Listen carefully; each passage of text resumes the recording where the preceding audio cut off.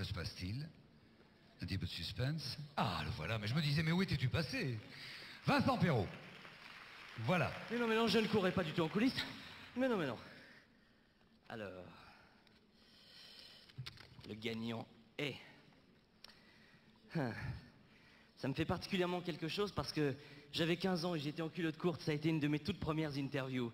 Il était gentil avec moi. Claude Bolling, Crossover USA.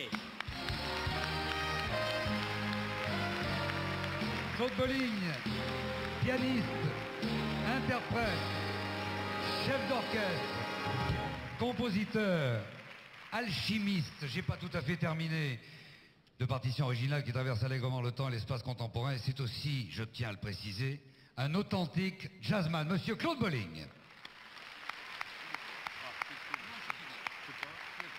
Il marche aussi bien les uns que les autres, ne t'inquiète pas. La chanson de Léo Ferré tout à l'heure me faisait penser à une chose, c'est que je pense que la musique est la plus belle invention de l'homme pour mesurer le temps qui passe. Vous ne trouvez pas? Voilà. Et je trouve que c'est une grande chance qu'un enregistrement soit remarqué aujourd'hui au milieu de l'immense quantité de production discographique du moment. C'est déjà formidable.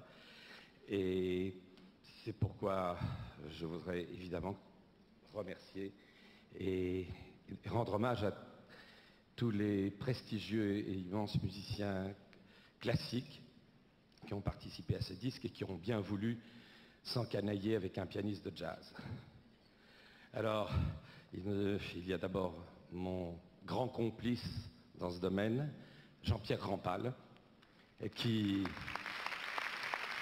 fait briller le nom de la musique et des musiciens français dans le monde entier. Il y a un jeune guitariste, classique aussi bien sûr, qui est plein de talent et qui suit les traces d'Alexandre Lagoya. Alexandre Lagoya qui est aussi un de mes complices dans le domaine de la crossover music, parce qu'il faut que je dise que la crossover music, c'est le terme désormais consacré pour nommer les rencontres de musique classique et jazzistique.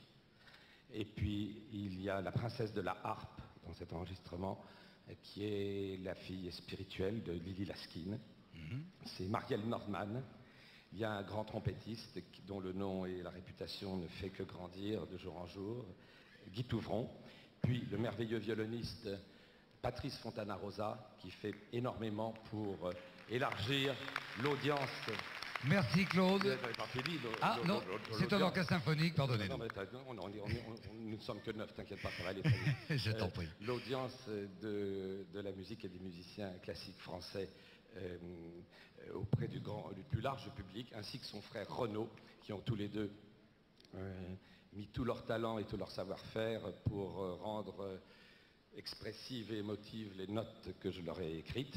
Et il y a aussi mes partenaires du trio, que tu connais bien. Bien sûr. Qui sont Pierre-Yves Sorin à la contrebasse et Vincent Cordelet à la batterie. Et je ne veux pas oublier Pierre Jacot, qui a rendu toute sa qualité sonore à cet enregistrement. Et Robert Chalut, qui en a fait la vidéo. Merci Claude. Si par hasard on avait oublié quelqu'un... Merci d'avoir cité tous tes amis, Claude. C'était la moindre des choses. Oui, merci, Claude. Tard, là. Non, pas du tout.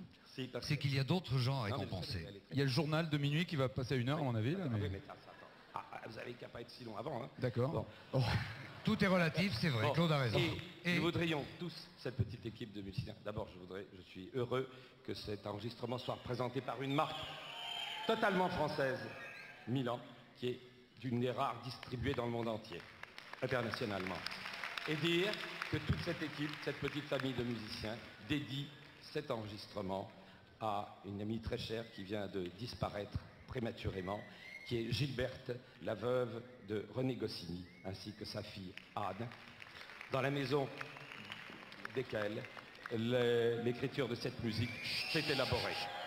Voilà, merci un petit à peu eux, de silence. Merci Claude, merci. Merci à vous tous. Merci. Nous allons passer maintenant à la catégorie Merci Claude. importante pour les jeunes artistes, hein, n'est-ce pas, les révélations. La révélation masculine de